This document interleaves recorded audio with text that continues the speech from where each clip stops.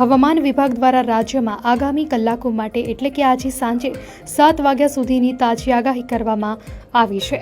આગાહી મુજબ ગુજરાતના અનેક જિલ્લાઓમાં મેઘતાંડવ જોવા મળી શકે છે।